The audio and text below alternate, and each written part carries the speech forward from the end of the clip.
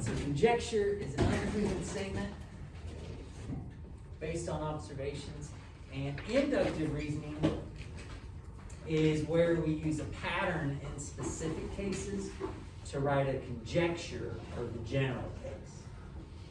All right, so let's try this out. Example 1 says, look at the pattern and sketch the fourth figure in the pattern. So we're making observations, and then we're going to, based off of those observations, we're going to think of what the next picture should look like. So far I'm observing that each picture is a star, isn't it? So I suppose the next picture is going to be a star. Going out on a limb here, right? But what else do you notice?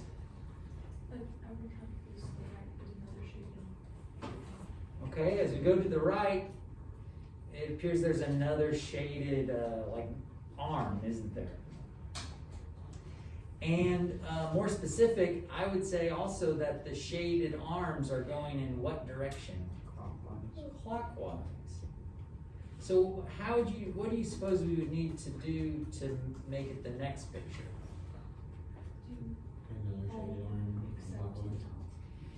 So they're all staying shaded here. Then we picked up this next one. We picked up another one, and then if we continue going around, we would pick up this one. Everybody cool with that? So we looked, we made some observations. We didn't really make a conjecture, but we thought about what the next figure in the pattern would look like. Let's try this with a string of numbers. Describe the pattern in the numbers. And write the next 3 numbers in the pattern. So describing the pattern is borderline conjecture, but really we're just trying to observe patterns here and kind of predict the next figures. So a list of numbers like this, you did things like this in Algebra 1. You might look at it, and basically you're probably going to want to like try some things. Does anybody know what the pattern is here? Yeah, they're dividing by 2, or they're halving each time, multiplying by 1/2. Initially you might think, oh, they're subtracting 500, right? But is that conjecture easily disproven on the next one? It sure is. So yeah, you can either say they're dividing by 2. I like to draw these little arrows each time and just kind of be like, well, so what's the relationship? So you could say they're dividing by 2, or if you wanted to, you could say you're multiplying by 0.5 or 1/2, right? There's lots of ways of saying the same thing. So to write the next 3 numbers in the pattern, what would you say the next number would be? 62.5, or 62 and 1/2. Now, I'm going to write 62 and 1/2, and the reason why is because with 0.5, somebody might think that I rounded, right? Somebody might think that I rounded it. And another way you could think about this is you could think of it as just 125 times 1/2 is 125 over 2. You think of it that way. So either one is fine. Either one is fine. Well, for the next one, you're going to multiply by 1/2 again, or divide by 2 again. And if you do that on this top way of looking at things, you would just get 125, and if you multiply by 1/2, you get 125 over 4. But if you're working with decimals or working with these mixed numbers, your calculator might get involved on that. What do you get when you divide 62 and 1/2 by 2? 31 1/4. And you could write it as 0.25, but again, there might be some misunderstandings there, thinking that maybe you rounded. And let's do this one more time. If you're writing things the above method, you're just going to multiply by 1/2 again and get 125 over what? 8. You see how that's going on there? And then if you take 31 1/4 and punch that in your calculator, divide by 2, you're going to get what? 15 and 5. 15 and what? 1/8. I have 15 and 5/8. Should be 1/8. I thought so too, but like, No, yeah. Wait, actually, you know I what? think it may be 5/8. It might be 5/8. Yeah. It's I got 31. 15.62. Okay. I originally So thought it was because I'm leery of decimals, just because it could be misunderstood. Do you know a button in your calculator to change it to a fraction? I don't know, for the ABC. There No, might be an second ABC and button there. or like a F to D button. Yeah. So what are you guys getting for the mixed number? It's 15 5/8.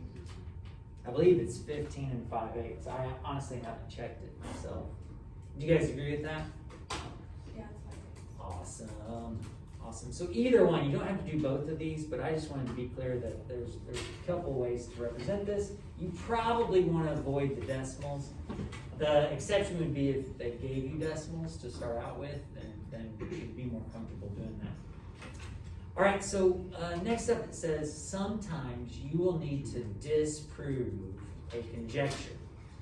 For example, with that little kid that says all dogs are brown, how could I disprove that conjecture? Yeah, show him a dog that's not brown, right? Yeah, a white dog. So just because you think it may be the case doesn't mean it has to be. To do this, you would need to find an example where it proves the conjecture to be false. This is called a counterexample.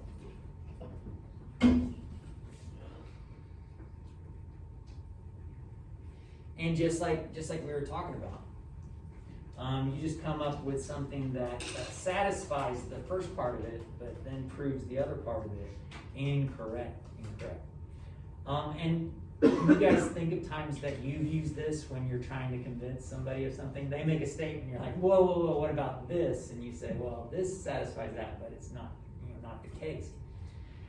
So here we go. Let's practice this a little bit. It says, come up with a counterexample for each of the conjectures below. So yeah, go ahead and I think you guys may be okay with example 3. Go ahead and knock that out, and then go ahead and move on to example 4. We'll go over them here in just a second. And I'll take roll.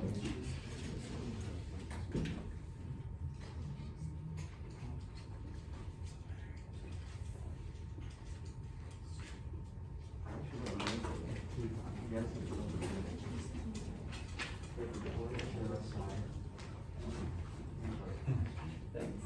Appreciate it.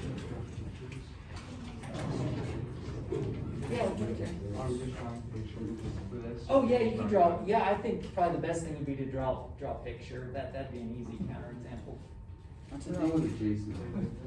Say what? Road with Jason, is that like right next to each other? Yeah, where they share a side. Yeah. The side and a vertex. Vertex, yeah. If only I didn't have the IQ of a goldfish. My brain doesn't work.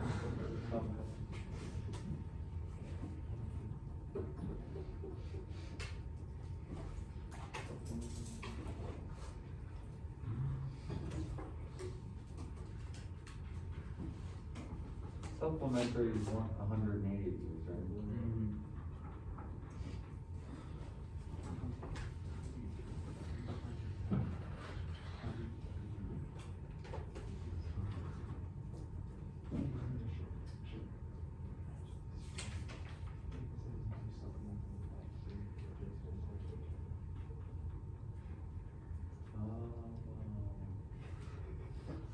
I would never do it.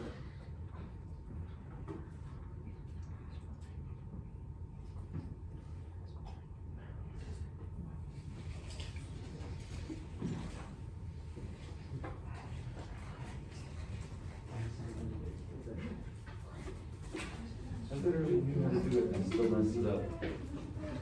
Exactly, I think what I'm gonna draw.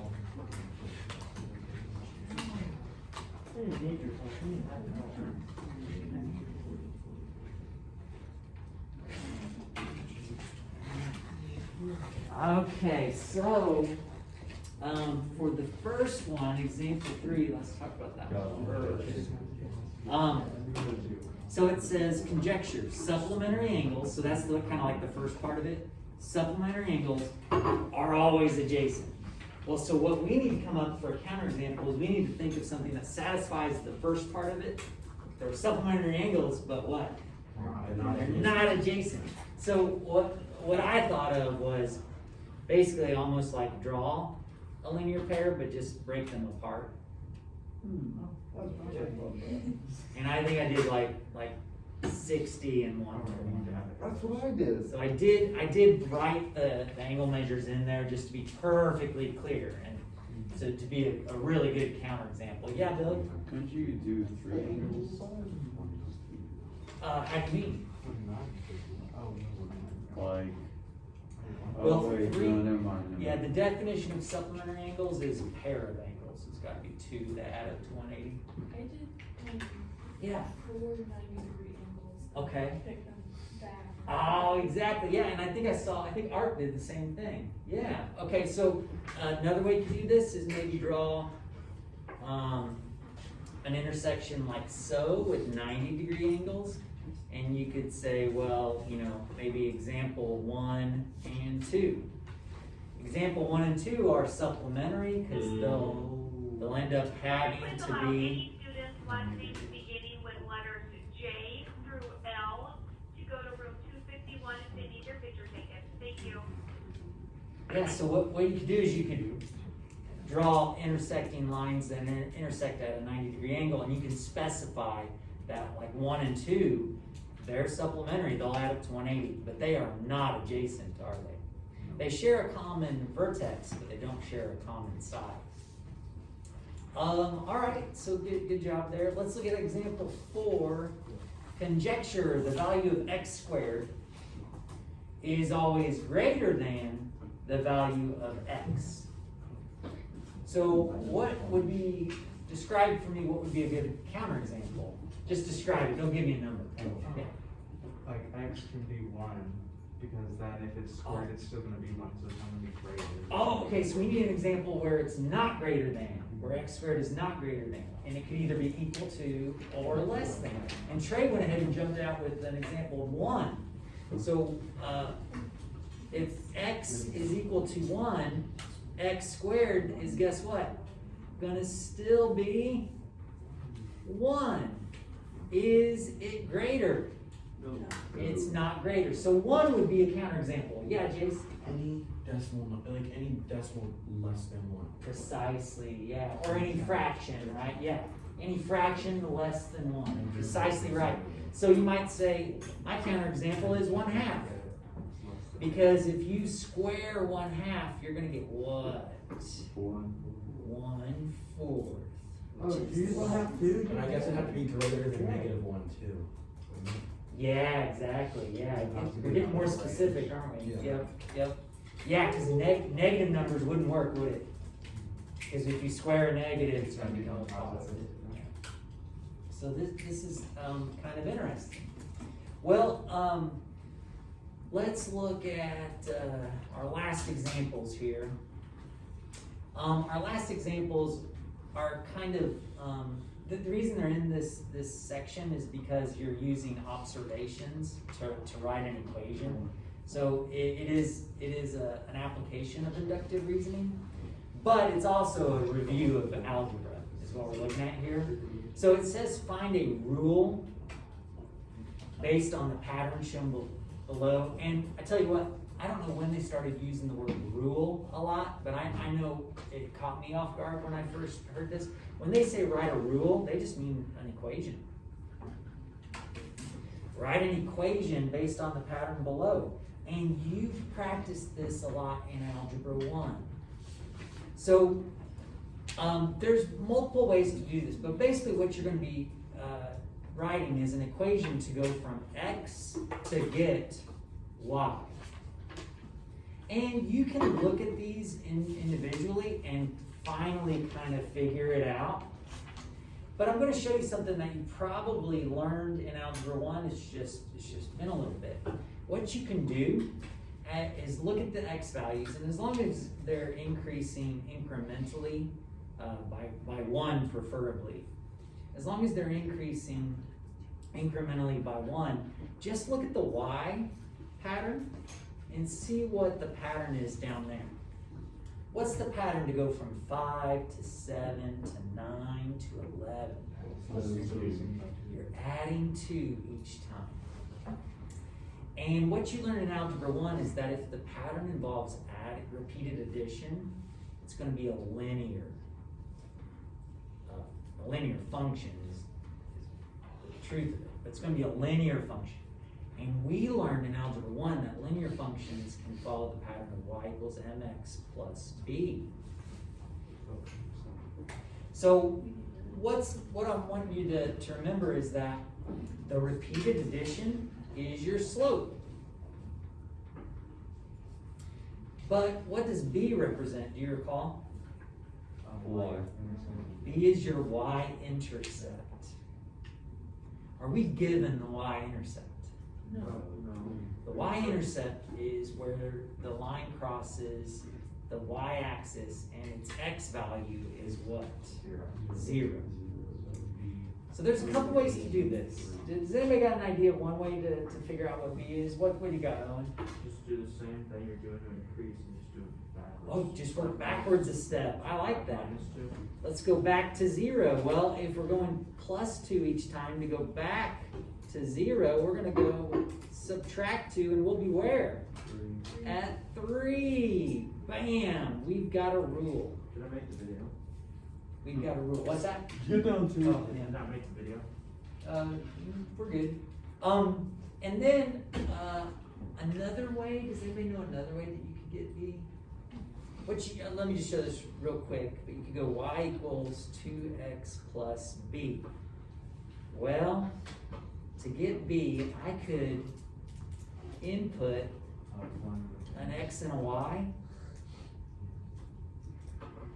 and then solve for b. And you see how you get the same thing?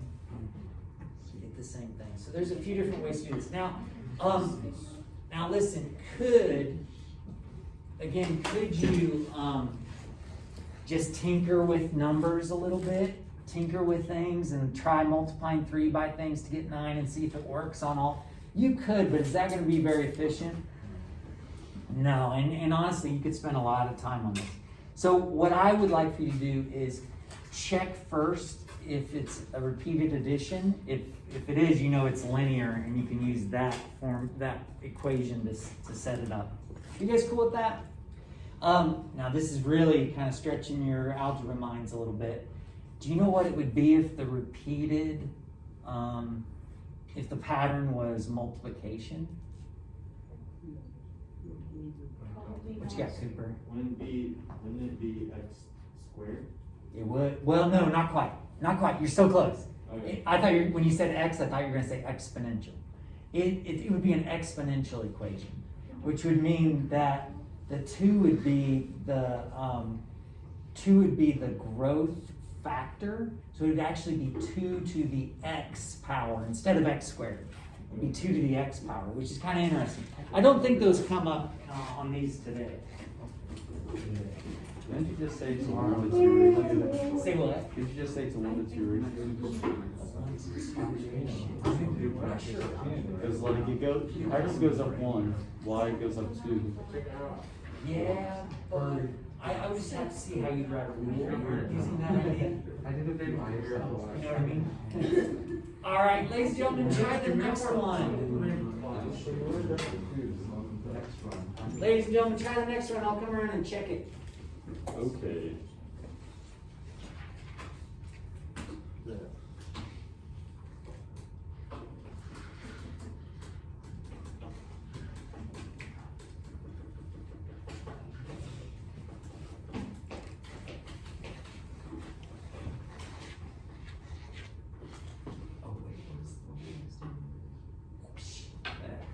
Maybe I'll just save that for half days.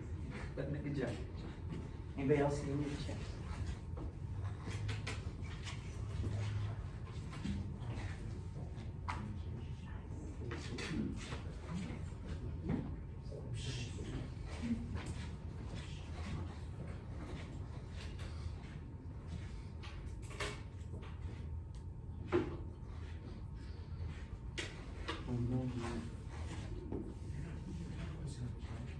No, I'm gonna save that for half day Friday.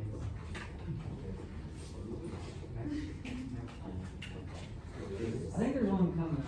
Yeah, not the one tomorrow. The one after. Yeah, I got it. Wait, what did you say for half day? Anybody else need to get checked? Ratio wouldn't work unless, Oh, no, yeah, then I said Western. like, I could say that this is a 1-to-3 ratio, this is 3, this was 6, 9, Ah, 12, okay. because it's 1 for every. But when they incorporate additional subtraction, it throws it off. I got you. Oh, I got 75. You can hang on with me. That's probably 6 was Is there anybody else that I haven't checked?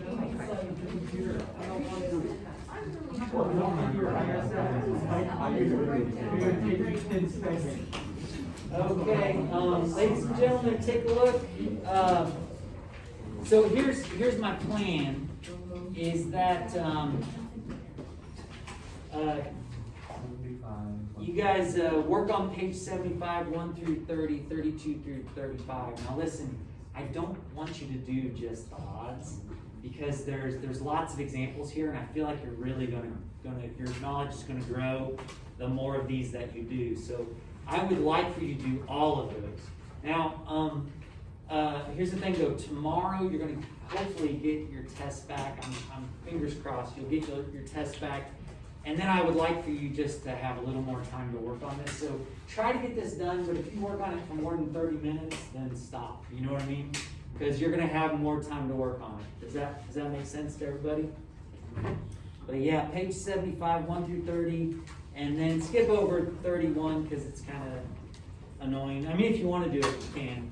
But then 32 through 35. So please go ahead and get some practice in, and I'll be around to help you out if you need it.